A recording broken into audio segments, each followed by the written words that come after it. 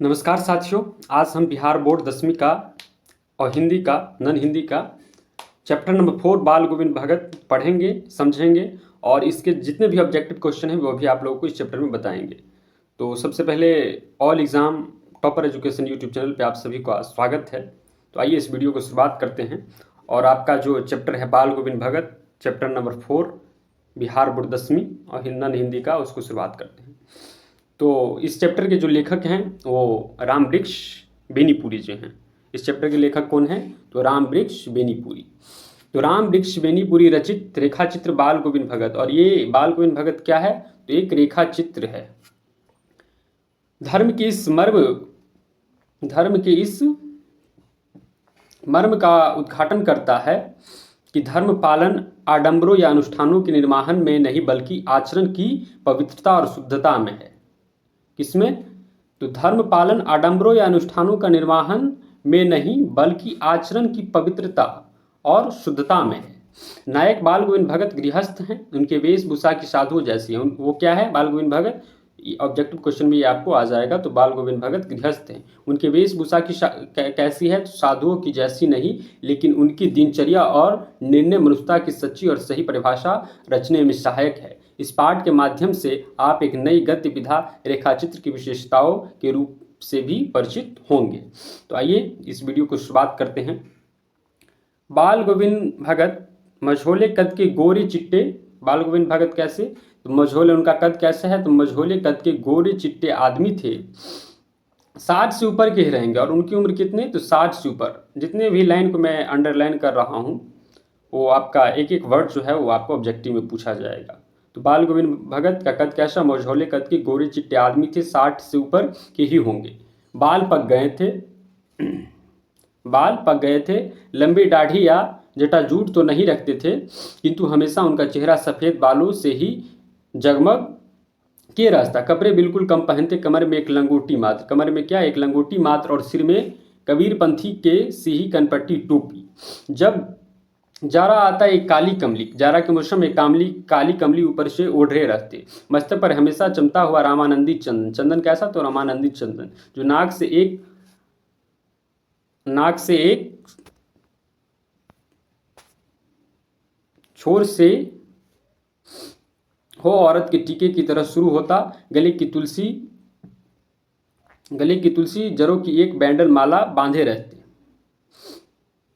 ऊपर की तस्वीर से यह नहीं माना जाए कि बाल गोविंद भगत साधु थे। और ये जो था मतलब बाल गोविंद भगत को इन चीज़ों से साधु आप नहीं कह सकते हैं, नहीं मानना चाहिए। बिल्कुल गृहस्थ। वो क्या थे? तो बिल्कुल गृहस्थ थे। उनकी गृहिणी की तो मुझे याद नहीं, उनके बेटे और पुतों को तो मैंने देखा था। थोड़ी खेतीबाड़ी भी थी, एक अच्छा साफ सुथरा मकान भी था। किंतु खेतीबाड़ी करते परिवार रखते भी बाल गोविंद भगत साधु थे। खेतीबाड़ी करते हुए परिवार रखते हुए भी बाल गोविंद भगत क्या थे? तो साधु थे। सब परिभाषाओं में खरे उतरने वाले, कबीर को साहब मानने वाले।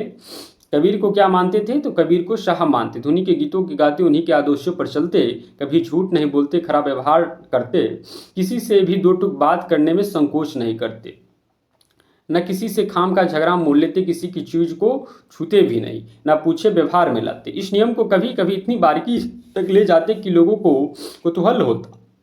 कभी वो दूसरे के खेत में सोच के लिए भी नहीं बैठते। वह गृहस्थ, लेकिन उनकी सब चीज साहब की थी। जो कुछ खेत में पैदा होता सिर पर लाद कर पहले उसे साहब के दरबार में ले जाते, जो उनके घर से 4 कोस, कितना कोस? तो 4 कोस पर दूर था।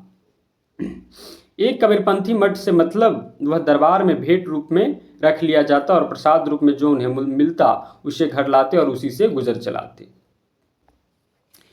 इन सबके ऊपर मैं तो मुग्ध था। उनके मुक्त गान पर जो सदा सर्वदा ही सुनने को मिलते, कबीर के वे सीधे साधे पद जो उनके कंठ से निकल कर सजीव हो उठते।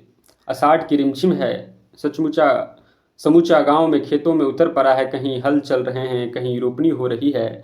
धान की रोपनी, पानी भरे खेतों में बच्चे उछल रहे हैं। औरतें कलेवा लेकर मेर पर बैठी है। आसमान बादल से घिरा है, धूप का नाम नहीं, ठंडी पुरवाई चल रही है। ऐसे ही समय आपके कानों में एक स्वर तरंग झंकार सी उठ रही। यह क्या है? यह कौन है? यह पूछना न पड़ेगा। बाल गोविंद भगत समूचा शरीर कीचड़ में लिथरे अपने खेत में रोपनी कर रहे हैं। उनकी उंगली में एक धान के पौधे को पंक्तिबद्ध खेत में बिठा रही है। उनकी कद एक एक शब्द को संगीत में जीने के चढ़ाकर कुछ को ऊपर स्वर्ग को और भेज रहा है और कुछ इस पृथ्वी की मिट्टी पर खड़े लोगों के कानों की ओर। बच्चे खेलते हुए झूम उठते हैं, मेड़ पर खड़ी औरतें ने ठेठ कांप उठते हैं, वे गुनगुनाने लगती है, हलवाहों के पैर ताल से उठने लगते हैं, रोपनी करवाने वाले की उंगलियां एक अजीब क्रम में चलने लगती है। बाल गोविंद भगत का यह संगीत का है जादू। और ये किसका जादू, संगीत का किसका जादू? तो बाल गोविंद भगत की। भादों की वह अंधेरी अधरतिया, अभी थोड़ी ही देर पहले मूसलाधार वर्षा खत्म हुई, बादलों की गरज बिजली की तरफ और अपने ही कुछ नहीं सुना, किंतु अब झिल्ली को झंकार या दादरों की टर्टर बाल गोविंद भगत के संगीत को अपने कोलाहल में डुबो नहीं सकती। उनकी खंजरी डिमडिम बज रही है और वे गा रहे हैं, गोदी में पियवा चमक उठे सखिया चिहुक उठे ना। बाल गोविंद भगत क्या गा रहे हैं कि गोदी में पियवा चमक उठे सखिया चिहुक उठाना। हाँ, पिया तो गोद में ही है, किंतु वह समझती है वह अकेली है, चमक उठती है, चिहुक उठती है। उसी भरे बादलों वाले भादों की आधी रात में उनका यह गाना अंधेरों में अकस्मात कौंध उठने वाली बिजली की तरह किसी के नौ चौंका दे। अरे अब सारा संसार निस्तब्धता में सोया है, बाल गोविंद भगत का संगीत जाग रहा है। जब सारा संसार निस्तब्धता में सोया है, बाल गोविंद भगत का संगीत क्या हो रहा है? तो जाग रहा है। तेरी गठरी में चार लगा चारी मुसाफिर जाग रहा। कार्तिक आया ही नहीं, बाल गोविंद भगत की प्रभातियाँ शुरू हुई जो फागुन तक चला करती थी। कहाँ से? फागुन तक चला करती थी। इन दिनों वह सवेरे ही उठते, न जाने किस वक्त जागकर वह नदी स्नान को जाते से 2 मील दूर, वहाँ से नहा धोकर लौटते और गांव के बाहरी पोखरे के ऊंचे भिंडे पर अपनी खंजरी लेकर बैठते और अपने गाने टेरने लगते। मैं शुरू से ही देर तक सोने वाला हूँ, किंतु एक दिन माँ की उस दांत किटाने वाली भोर में भी उनका संगीत मुझे पोखरे पर ले गया था। अभी आसमान के तारे के दीपक बुझे नहीं थी और पूरब से लोही लग गई थी, जिसकी ललिमा को शुक्र तारा और बढ़ा रहा था। खेत बगीचा घर सब पर कुहासा छा रहा था।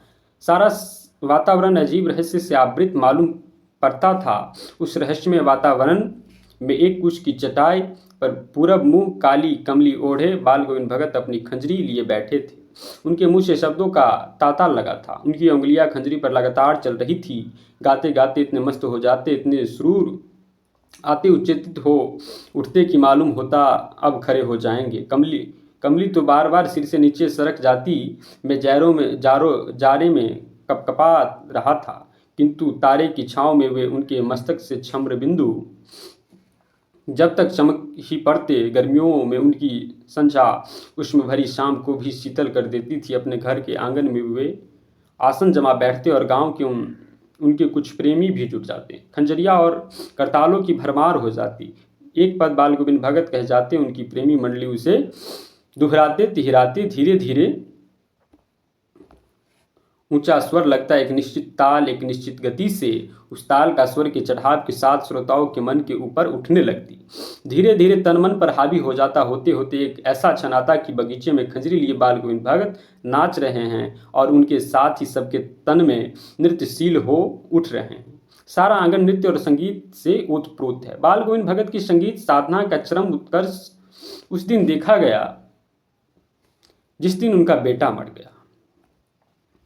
बाल गोविंद भगत की संगीत साधना का चरम उत्कर्ष उस दिन देखा गया जिस दिन उनका बेटा मरा। एक लौटा बेटा था, वह कुछ सुस्त और बोदा सा था, किंतु इसी कारण बाल गोविंद भगत उसे और भी मानते। उनकी समझ में एक आदमियों पर ही ज़्यादा नज़र रखनी चाहिए या प्यार करना चाहिए, क्योंकि वे निगरानी और मोहब्बत के ज़्यादा हकदार होते हैं। बड़ी साधु से उसकी शादी कराई थी। पुतोह बड़ी सुभग और सुशील मिली थी। घर की पूरी प्रबंधिका बनकर भगत को बहुत कुछ दुनियादारी से निवृत्त कर दिया था। उसने उनका बेटा बीमार है इसकी खबर रखने के लोगों को कहा, फुर्सत किंतु मौत से अपनी और सबका ध्यान खींचकर ही रहती है। हमने सुना बाल गोविंद भगत का बेटा मर गया। कुतूहलवश उनके घर गया, देखकर दंग रह गया। बेटे के आंगन में एक चटाई पर लिटाकर एक सफ़ेद कपड़े से ढका रखा है। वह कुछ फूल तो हमेशा ही रोपते रहते हैं, उन फूलों से कुछ तोड़ कर उस पर बिखरा रखे हैं। फूल और तुलसी दल भी सिरहाने एक चिराग जला रखा है और उसके सामने जमीन पर आसन जमाए गीत गाए जा रहे हैं। वही पुराना स्वर, वही पुरानी तल्लीनता। घर में पुतोह रो रही है, जिस गांव की स्त्रियां चुप कराने की कोशिश कर रही है, किंतु बाल गोविंद भगत गाए जा रहे हैं। हाँ, गाते गाते कभी पुतोह के नज़दीक भी जाते और उसे रोने के बदले उत्साह मनाने को कहते हैं। आत्मा परमात्मा के पास चली गई। बिरहनी अपने प्रेमी से जो मिली, उसे इससे बढ़कर आनंद की कौन बात। मैं कभी कभी सोचता यह पागल तो नहीं हो गए, किंतु नहीं, वह जो कुछ कर रहे हैं उसमें उनका विश्वास बोल रहा था, वह चरम विश्वास जो हमेशा ही मृत्यु पर विजय होता आया है। बेटे की क्रियाकर्म के तुल नहीं किया, पुतोह से ही अलग आग दिलाई, किंतु ज्यों ही श्राद्ध की अवधि पूरी हो गई, पुतोह ने भाई को बुलाकर उनके साथ कर दिया। यह आदेश देते हुए उनकी दूसरी शादी कर देना। इधर पुतोह रो रो कर कहती, मैं चली जाऊंगी तो बुढ़ापे में कौन आपके लिए भोजन बनाए, बीमार पड़े तो कौन चूल्हे पानी भर भी देगा, और मैं पैर पड़ती हूँ, मुझे अपने चरणों में अलग नहीं कीजिए। लेकिन भगत का निर्णय अटल था, तू जा, नहीं तो मैं इस घर को छोड़कर चल दूंगा। यह थी उनकी आखिरी दलील, और इस दलील के आगे बेचारी की क्या चलती। बाल गोविंद भगत की मौत उन्हीं के अनुरूप हुई। वह हर वर्ष गंगा स्नान करने जाते। स्नान पर उतनी आस्था नहीं रखते जितना संत समागम और लोक दर्शन पर पैदल ही जाते।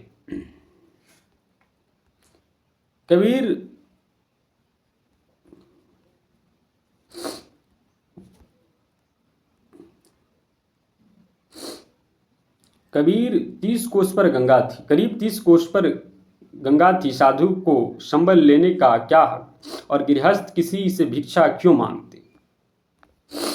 घर से खाकर चलते, फिर घर पर ही लौट कर खाते। रास्ते पर खंजरी बजाते गाते वहाँ प्यास लगती, पानी पी लेते। 4-5 दिन आने जाने में लगते, किंतु यह लंबे उपवास में भी वही मस्ती।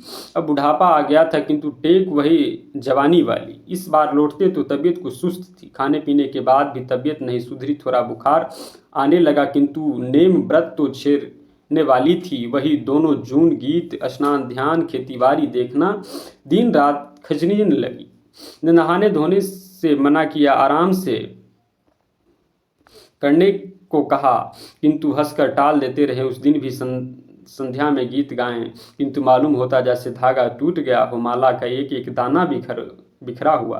भोर में लोगों ने गीत नहीं सुना, जाकर देखा तो बाल गोविंद भगत नहीं रहे, सिर्फ उनका पंजरा पड़ा रहा। और ये कहानी जो है बाल गोविंद भगत, बहुत ही मार्मिक कहानी है। और बाल गोविंद भगत की व्यक्तित्व का, उनका कृतित्व है, उनका जीवन पर आधारित ये कहानी है, जिसको महान कवि राम वृक्ष बेनीपुरी जी ने लिखा है। तो आइए इसका शब्दार्थ भी आपको बता दें। शब्दार्थ है, कमली का मतलब कंबल, कलेवा का मतलब सुबह का जलपान, यात्रा करते समय साथ रखा गया भोजन, पूर्वाई मतलब पूरब की ओर से बहने वाली हवा, अधरतिया मतलब आधी रात, खंजरी मतलब डफली के ढंग का परंतु आकार में उससे छोटा एक वाद्य यंत्र, निस्तबद्धता, सन्नाटा, सुनसान। लोहा का मतलब प्रातः काल की ललिमा, आवृत मतलब ढका हुआ, कुश मतलब एक प्रकार की नुकीली घास, बोदा मतलब कम बुद्धि वाला, संबल मतलब सहारा, और जीने मतलब सीढ़ी, और पंजर मतलब मृत शरीर, लाश, और सुभग मतलब